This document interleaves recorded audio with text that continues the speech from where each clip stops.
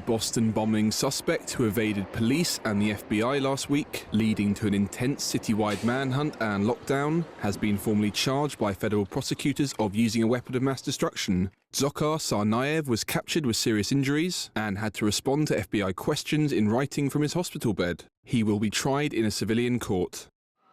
A number of the victims are being treated in the same hospital as Tsarnaev, with at least 14 of the total number of injured people said to have lost all or part of a limb. Doctors say that many of them have undergone successful operations. We received 23 patients here at Boston Medical Center. We were able to assess 4 of these patients, observe them over time, and discharge them home. We admitted 19. Of those 19, we operated on 16 within the first 8 hours of that period. And over the last week, I'm happy to report that patients are getting better.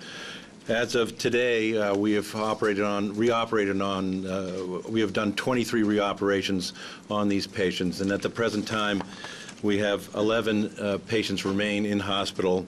1 is considered critically ill, 3 serious, and 7 fair. And we plan on reoperating on 1 of these patients today. Another doctor spoke of the long journey ahead for those recovering. Nearly all of the patients that have lost legs are already walking the halls with physical therapists. It takes a lot of work, it takes a lot of safety, a lot of practice, and they have to learn new routines.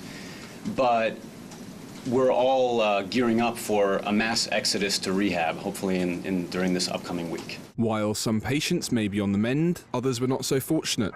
Mourners in Medford, Massachusetts, arrived for the funeral of 29-year-old bombing victim Crystal Campbell, who was one of the 3 people who died in the attack. Campbell was remembered by her friends and family for her larger-than-life personality, her passion for the Boston Red Sox baseball team, and her love of the Eminem and Rihanna classic, Love the Way You Lie. The Boston community is beginning to recall their experiences of the dramatic shootout and manhunt in the Boston suburb of Watertown. One resident said there was non-stop firing and bombs going off, while another expressed surprise that there was not more damage.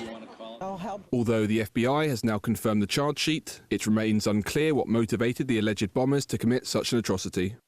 And then, of course, for motive, why did they do this? And this comes down to the crux of it, particularly with homegrown extremism. What was the radicalization process? Were they self-radicalized? Was there a local influence that caused the radicalization? Was it caused overseas when Tamerlan traveled outside the United States for 6 months last year? Or was it over the internet? Dzhokhar Tsarnaev's older brother, Tamerlan, who died after a shootout with police on Friday, attended the Boston Mosque infrequently over the past 18 months, at one stage reportedly ranting at the imam for using inappropriate language. 26-year-old Tamerlan was interviewed by the FBI in 2011 at the request of the Russian government, which was concerned he may have links to militant extremists. The 2 brothers were of Chechen origin and lived in Kyrgyzstan, a country in Central Asia and a former Soviet republic, before moving to the United States.